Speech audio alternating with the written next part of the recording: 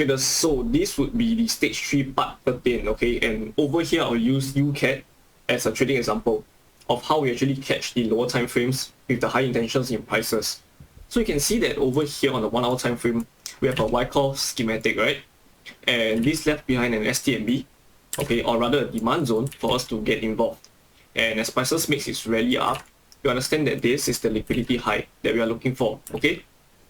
So when prices makes this move down, we realize that we want to catch buy opportunities inside of here. And you always understand that when prices reaches a demand zone, right, you want to see the creation of liquidity, the breaks, the pullback into demand zone, then move higher into liquidity highs, right? And over here, you can see that this wick over here was a liquidity grab. And at this point of time, we weren't sure whether it was a liquidity grab or was prices coming back towards this supply to move lower, right? And the good thing about this is that we are confirmation traders and we do not wait or we do not anticipate price movements. We let prices show us what it wants to do, right? And you can see that at this instance, this clears your doubt. You know for a fact that this is a shift in structure. And what this did is to liquidate positions over here as well as here. Okay, so moving on. The next thing I want to tell you about is that this is always the perfect scenario.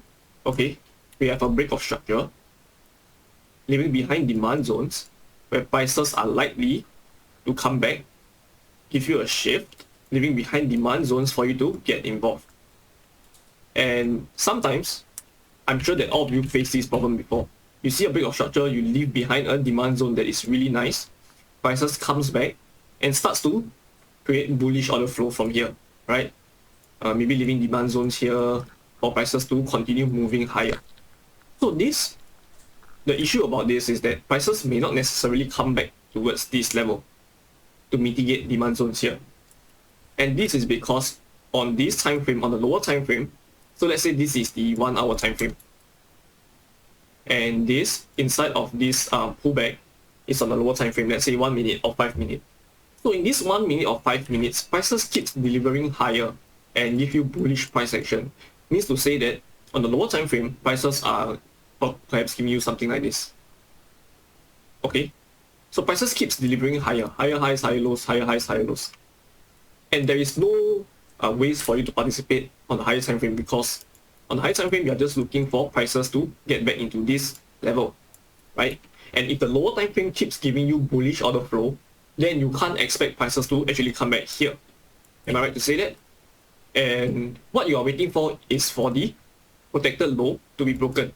So let's say prices eventually started to do this, makes a high breakdown. So this is the first sign that prices may has the intention of going lower. And this may just be a mitigation of demand zones here.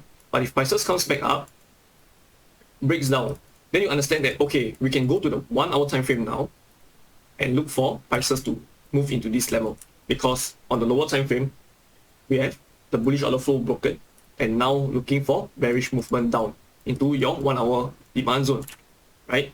So can you see that on UCAT, we actually caught a buy opportunity inside of here, because we understand that as prices breaks higher, usually we are wait for a pullback. Therefore, missing all the lower time frame opportunities for prices to actually go higher into where? Into supply zones here, right? Or even here, okay?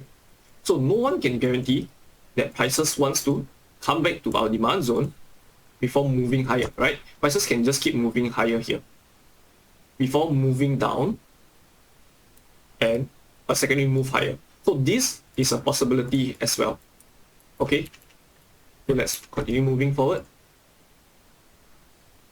So what do I mean by lower time frame shift? So can you see that over here, we still have bullish price action and intention over here, right? This is still, let me remove all the drawings. So this is still bullish order flow on the lower time frame. Am I right to say so? Over here, bullish, bullish, bullish, bullish. Even here, bullish, right? So the sign that tells you that prices want to reverse from here and potentially go down towards your 1 hour demand zone is at this area.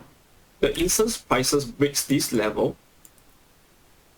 and gives you this bearish order flow, Okay, prices comes back down, taps into this demand zone, makes its way higher, even taps into demand zones here for prices to move higher. So at this point of time, we are still a buyer, right, into this level. And once prices breaks this formation, you have a higher tendency and probability that prices wants to go lower, right?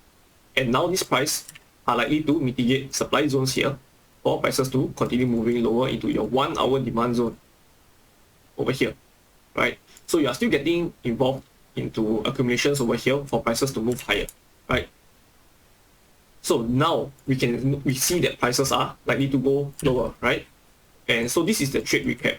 You are trying to catch the 1 minute or the lower time frame bullish order flow because you understand that prices are delivering higher. You have a POI that prices wants to go towards, right? So again, at this point of time, you understand that there is liquidity lying above here and potentially here, and prices eventually wants to head towards this supply zone, right? So your protected low would be here. So if prices breaks this level, you are likely to go down. And that is why you have a bias now. You are at a demand zone. This liquidates positions here as well as here, right? And now you are looking for prices to trade into this level, and this level, right? So on a 1 minute time frame, as long as prices don't deliver bearishly, you can take buys, right? So this is how we get involved.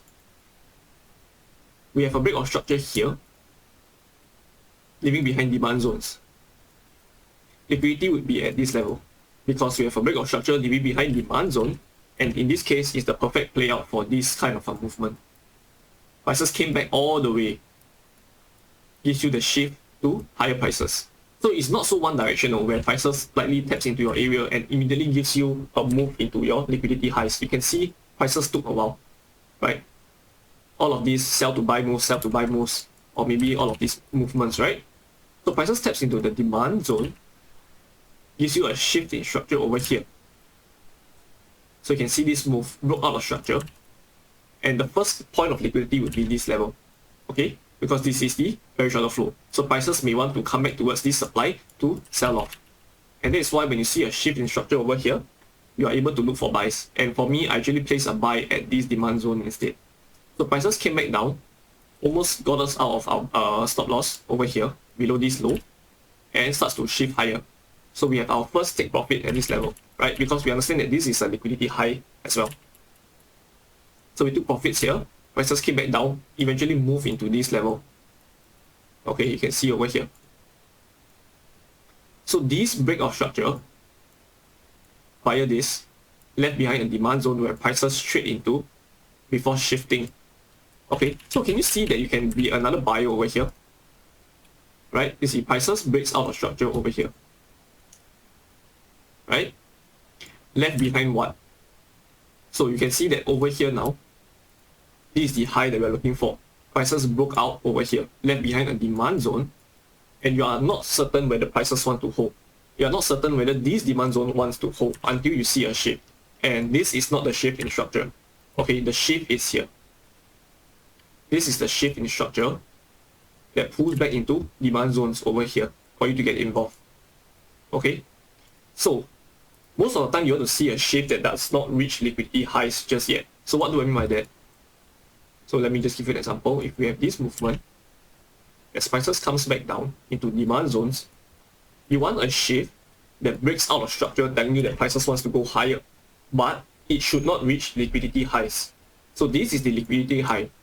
If you are looking for a shift and this shift immediately breaks out into this level, yes, you get the confirmation that prices wants to move away from here, but target has already been met. And that's why you can't trade. You can't take the opportunity over here, because if prices taps into this, liquidates this level, comes back to this demand zone, this may be a liquidity grab for prices to go lower. Okay? And this is what happened here. Prices break out of structure over here. This was the shift in structure, right? Prices breaks this level over here, right? And this already met target. And that's why you do not consider this anymore, right? That is why you wait for confirmations over here to reach for new liquidity highs.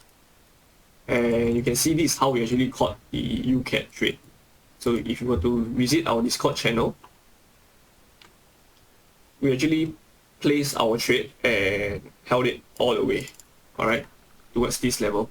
And once prices liquidate this level, we are out. Okay, so this is how we caught NCAT, and this is how you actually use structure, how you piece structure together on a lower time frame and a higher time frame. So then again, on the 1 hour time frame, the take back would be a break of structure over here, leaving behind demand zones that will eventually come back to mitigate, but it does not have to be instant. It does not have to move down into this level to move higher. Prices can simply come back down into maybe demand zones over here and continue to move higher and higher, right? So on the higher time frame, you probably can't catch anything because this move down and a movement like this does not create liquidity on the high time frame. You can't see what is this movement, and that's why you go to the lower time frame and you're likely to see this move over here on the lower time frame would likely be another move like this, leaving behind demand, a pullback, a shift to go higher. You understand what I mean? So this is the entire buy to sell move. So you can see this over here is a buy, sell, buy. So in this case, buy, sell, buy. So this sell movement over here is actually the creation of liquidity on the lower time frame for prices to go higher, and that is why on the higher time frame you can't see anything, right? So respect the lower time frame order flow, and if the lower time frame order flows keeps delivering to you bullishly, then take the bullish order flow on the lower time frame if you are confident enough, because you understand that our stop losses on the 1 minute time frame lies between 3 to maybe 6 or 7 pips, and this may be too much for some traders because you understand that it only takes 2 minutes or 3 minutes for your stop loss to be taken out, right? And whereas for the 1 hour time frame, it usually takes a few hours before your stop loss has been taken out if you are wrong in the sense, right? And of course, on the 1 minute time frame, for you to hit profit, it maybe takes about 5 minutes or 10 minutes. So this is a balance between the high time frame and the lower time frame.